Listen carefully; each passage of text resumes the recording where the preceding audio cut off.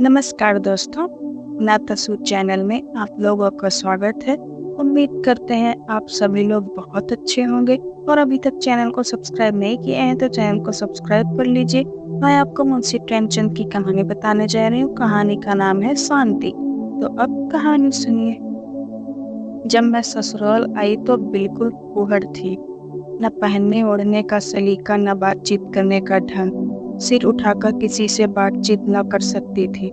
आंखें अपने आप झपक जाती थी। किसी के सामने जाते शर्म आती थी। स्त्रियां तक के सामने बिना घूंघट के झिझक होती थी। मैं कुछ हिंदी पढ़ी हुई थी, पर उपन्यास, नाटक आदि के पढ़ने में आनंद न आता था। फुर्सत मिलने पर रामायण पढ़ती थी। उसमें मेरा मन बहुत लगता था।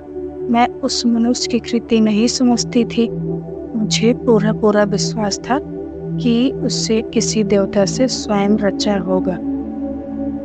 मैं मनुष्य को इतना बुद्धिमान और सहृदय नहीं समझती थी। मैं दिन भर घर के कोई न कोई काम करती रहती और कोई काम न रहता तो चरखे पर सूत काटती। अपनी बूढ़ी सास से थर थर कांपती थी। एक दिन दाल में नमक अधिक हो गया। ससुर जी ने भोजन के समय सिर्फ इतना ही कहा, नमक जरा अंदाज से डाला करो। इतना सुनते ही हृदय कांपने लगा, मानो मुझे इससे अधिक कोई वेदना नहीं पहुंचाई जा सकती थी। लेकिन मेरा यह फुहड़पन मेरे बाबूजी पतिदेव को पसंद ना आता था। वह वकील थे। उन्होंने शिक्षा की ऊंची से ऊंची डिग्रियां पाई थी।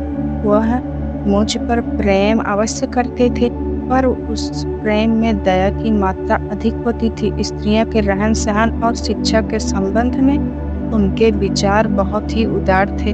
वह मुझे उन विचारों से बहुत नीचे देखकर कदाचित मन ही मन खिन्न होते थे, परंतु उसमें मेरा कोई अपराध न देखकर हमारे रस्म रिवाज और सुझलाते थे। उन्हें मेरे साथ बैठकर बातचीत करने में जरा आनंद न आता। सोने आते तो कोई न कोई अंग्रेजी पुस्तक लाते थे। नींद न आने तक पढ़ा करते थे। जो कभी मैं पूछ बैठती कि क्या पढ़ते हो, तो मेरी ओर करुण दृष्टि से देखकर उत्तर देते, तुम्हें क्या बतलाऊं, या ऑस्कर वाइल्ड की सर्वश्रेष्ठ रचना है। मैं अपनी अयोग्यता पर बहुत लज्जित थी। अपने को करती थी, मैं ऐसे विद्वान पुरुष के योग्य नहीं हूँ। मुझे किसी उजड़ के घर पढ़ना था। बाबूजी मुझे निरादर की दृष्टि से नहीं देखते थे। यही मेरे लिए सौभाग्य की बात।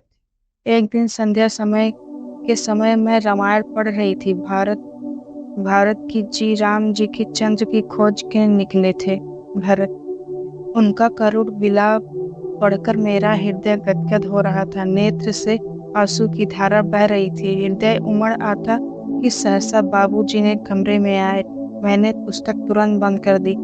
उनके सामने मैं अपने फूहड़पन को हरस कर प्रकट ना होने देती, लेकिन उन्होंने पुस्तक देख ली और पूछा, रामायण है ना?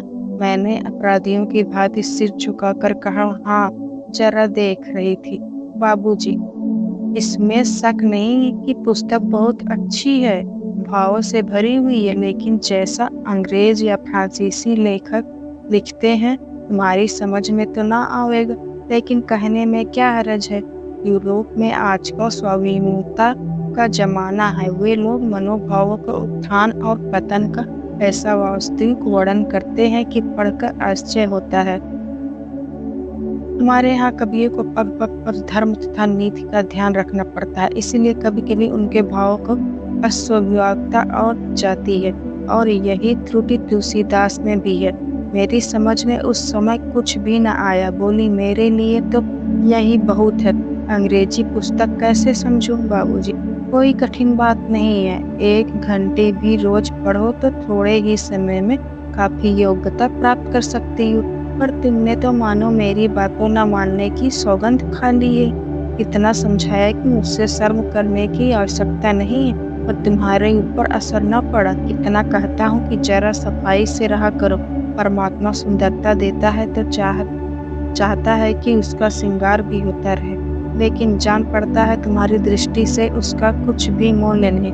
या शायद तुम समझती हो कि मेरे जैसा कुरूप मनुष्य के लिए तुम चाहे जैसे भी रहो, आवश्यकता से अधिक अच्छी हो। यह अत्याचार मेरे ऊपर है। तुम मुझे तो पीठ पर वैराग्य सिखाना चाहती हो। जब मैं दिन रात मेहनत करके कमाता हूँ तो स्वभावतः मेरी यह इच्छा होती है कि उस द्रव्य का सबसे उत्तम व्यय हो। परंतु तुम्हारा फूहड़पन और पुराने विचार मेरे साथ परिश्रम पर पानी फेर देता है। स्त्रियां केवल भोजन बनाने, बच्चे पालने, पति सेवा करने और एकादशी व्रत रखने के लिए नहीं होती। उनके जीवन का लक्ष्य इससे बहुत ऊंचा है। वे मनुष्यों को समेत सामाजिक और मानसिक विषयों में समान रूप से भाग लेने की अधिकारिणी है।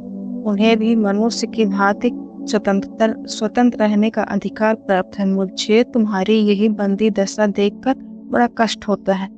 स्त्री पुरुष की अर्धांगिनी मानी गई है, लेकिन तुम मेरी मानसिक और सामाजिक किसी आवश्यकता को पूरा नहीं कर सकती। मेरा और तुम्हारा धर्म अलग है, आचार विचार अलग है, आमोद प्रमोद के विषय अलग हैं। जीवन के किसी कार्य में मुझे तुमसे किसी प्रकार की सहायता नहीं मिल सकती। तुम स्वयं विचार सकती हो कि ऐसी दशा में मेरी जिंदगी कैसी बुरी तरह कट रही है।